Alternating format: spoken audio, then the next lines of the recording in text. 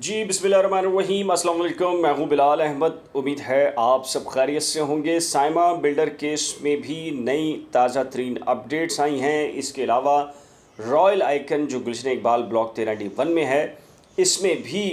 एक अहम पेशरफ्त हुई है। इसके अलावा कुरंगी में शादी हॉल्स का जजमेंट था, उस पर इम्प्लीमेंट कर दिया गया, लेकिन मुख्तलिफ लोगों की जानिब से जो कमेंट्स आए थे कि कोस्ट गार्ड शादी हॉल्स की लीगल पोजीशन बताई जाए, तो मैं आपके सामने ये 3 से 4 बड़े केसेस हैं, उसमें जो नई और ताज़ा तरीन अपडेट्स हैं उससे आपको आगाह करूँगा। और सबसे पहले मैं माज़रत ख़्वाह हूँ कि ये अपडेट्स कई रोज़ पहले आ चुकी थी, लेकिन जो करंट पॉलिटिकल सिचुएशन चल रही है उसकी वजह से बहुत ज़्यादा मसरूफ़ियत रही, और मैं आपके लिए ज़ाहिर है कि ये इम्पॉर्टेंट जो केसेस थे इस पर आपको बर वक्त अपडेट नहीं कर सका। तो कोस्ट गार्ड का, साइमा का और जो रॉयल आइकन है, इसमें क्या क्या पेशरफ्त हुई हैं, ये मैं आज आपको तफसील के साथ, और मुख्तलिफ लोगों ने जो सवालात किए थे उनके जवाबात भी आज के इस व्लॉग में दूंगा। सबसे पहले कुरंगी शादी हॉल्स की बात कर लेते हैं। देखिए, गुलजार साहब का जजमेंट आखिरी रोज़ आया जब वो रिटायर्ड हो रहे थे, और उससे 1 डेढ़ साल पहले चंद दोस्तों ने मुझसे रब्ता किया और मुझसे कहा कि कुरंगी शादी हॉल्स का फ्यूचर क्या होगा, तो आप अपना थोड़ा सा लीगल पॉइंट ऑफ व्यू बताएं। तो मैंने उनसे कहा था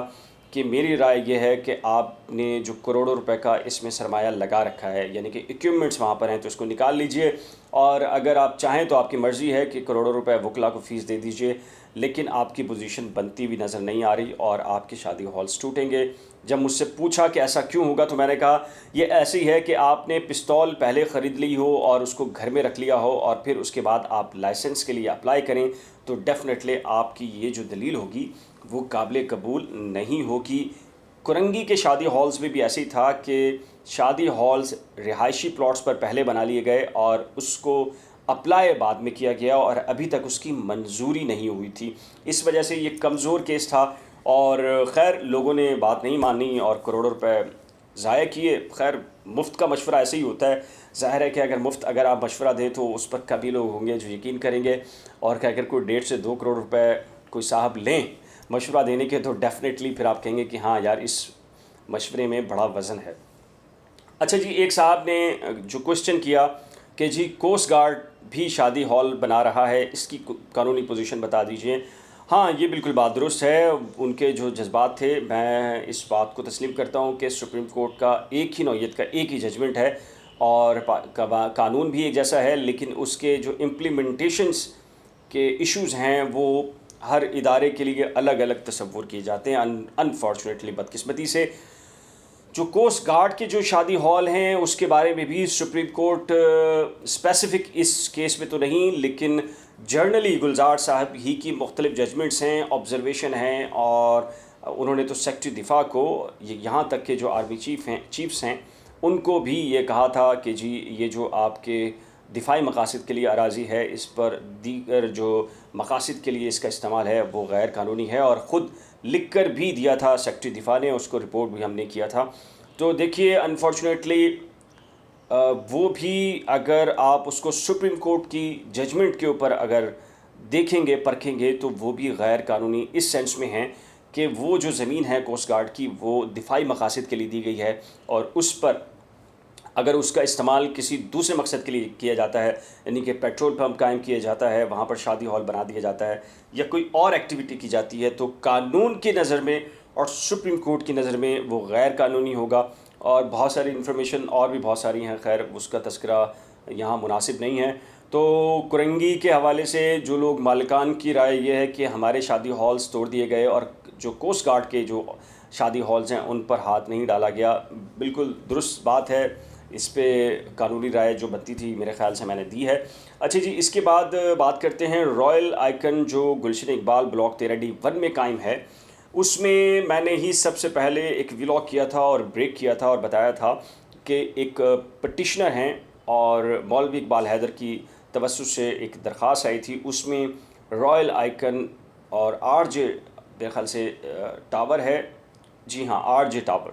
तो इस पर सिंध हाई कोर्ट ने स्टे जारी किया था, काम को रोक दिया था, पानी बिजली गैस कनेक्शन फराहम करने से मुंतकली से भी रोका था, सब लीज से भी रोक दिया गया था।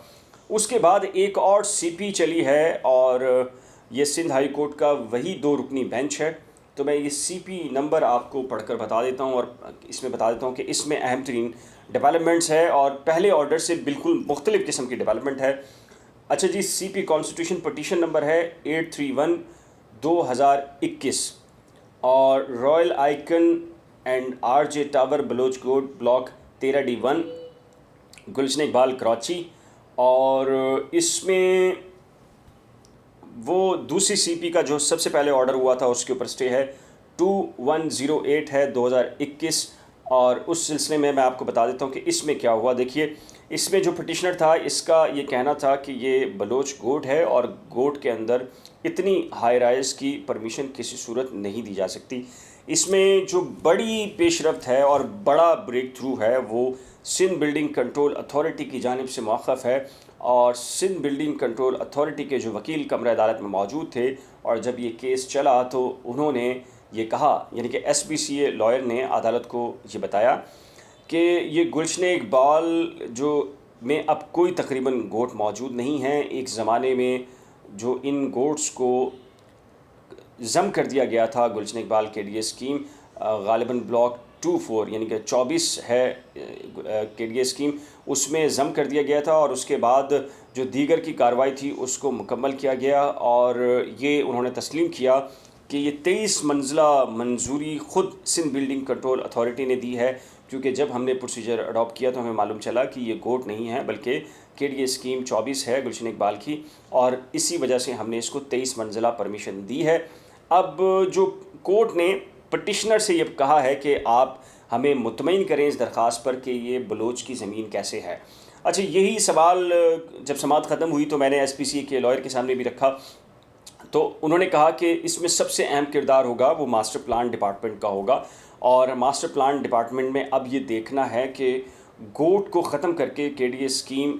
24 में इसको जब ज़म किया गया बलोच गोट को, तो क्या मास्टर प्लान को में ये सारी की सारी चीज़ें रिकॉर्ड का हिस्सा हैं या नहीं। और इसी सिलसिले में अदालत ने जो मास्टर प्लान का जो डिपार्टमेंट है उससे भी रिपोर्ट तलब कर रखी है। अच्छा, इससे पहले वाला जो केस था जिसके अंदर मौलवी इकबाल हैदर एडवोकेट पेश हो रहे थे, उसमें सिंध हाई कोर्ट ने इसी जो